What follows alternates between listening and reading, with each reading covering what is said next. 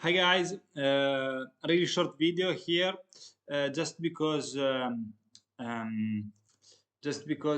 finished Canvas, but I have these things in mind, and Canvas, it's like you embed an image into your page and all this stuff.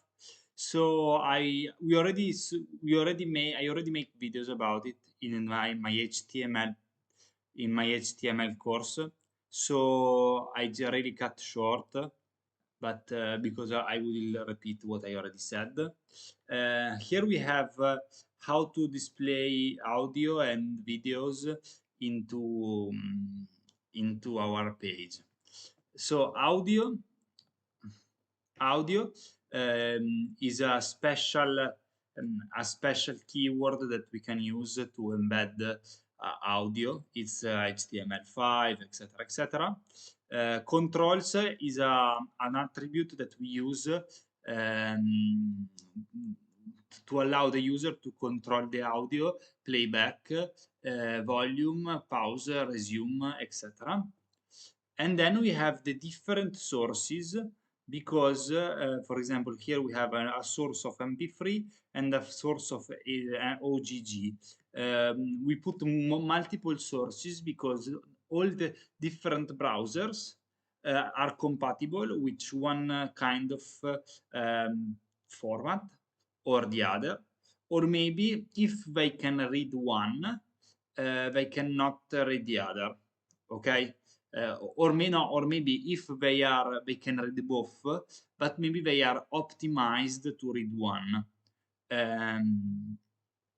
And that's it. So we have more than one. Generally, actually, they are more than two. They are five, just because in real applications they use four or five audio or video sources. Okay, video is the same. It has width and height because a video is a video, audio is audio. Pretty obvious, but it's really the same in everything. And I put autoplay here just to show you, but we can put autoplay here or controls here. Autoplay, what it does is the opposite. Then when you open the page, it starts the video immediately, and you cannot control it.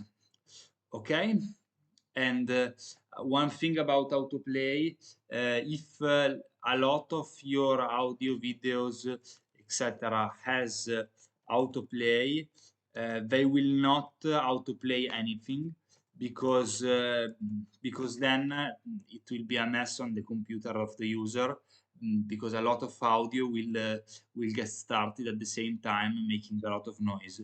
So if you have all autoplays, it will not start any autoplay, and of course you are dumb because you mustn't do it. Last thing, of course, you can set height and width with a relative value. So like this, if you want it full screen, or if you want half of the screen, and of course maybe we didn't see much on CSS about this, but if you have a video and you have a width of 1024, how the hell your friend that is using a mobile phone will see it, no? Other stuff. Last thing, how to embed a YouTube video into your page. We don't use video, but we use iframe. Iframe is a element that allows us to use a website of another person into our website. And this is API 100%. Anyway, so then an iframe, we put the source, which is our YouTube video, and which is our YouTube video. We put a width and a height. We put a frame border, which I didn't even know that existed, but seems that is as default it comes with a frame border. You can put a frame border. It's obvious what it is, no? Okay, this is what I wanted to show. Last thing, my suggestion, if you will ever be I know it's a boring thing. Anyway, this is the what is it, W the standards web content accessibility guidelines for it's about digital accessibility for visually impaired people or impaired in any kind.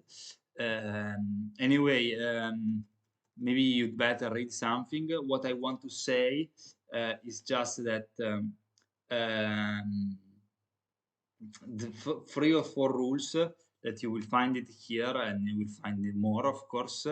Don't never use if you want a bottom, don't use a span, but use bottom. If you want to use to something, you can create something that looks like a header, but if it's not a header, don't use the divs, but use h1, h2, h3, because the header elements are for head, because these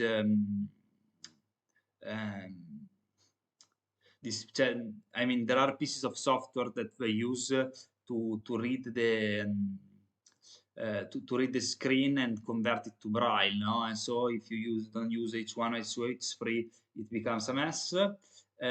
Use labels on inputs, and it's another thing that I never do it. Label on inputs. Label is something that you can put on that it varies what this input is about, and this softwares scrolls it and and displays for on the braille. I don't know how, I don't know when. Anyway, and the last, on the image there is a alt text that you should definitely fill for always for the visually impaired people. Last, remember that all these things works for visually impaired people, and so works for the SEO, because Google will always reward will currently rewards good behavior by ranking more highly you on and so your application will be more profitable. Okay, so thank you very much for watching. I really finished this big chapter of Canvas, and then we will move forward, maybe talking about some API or I don't know. Thank you very much for watching, and I see you in the next video.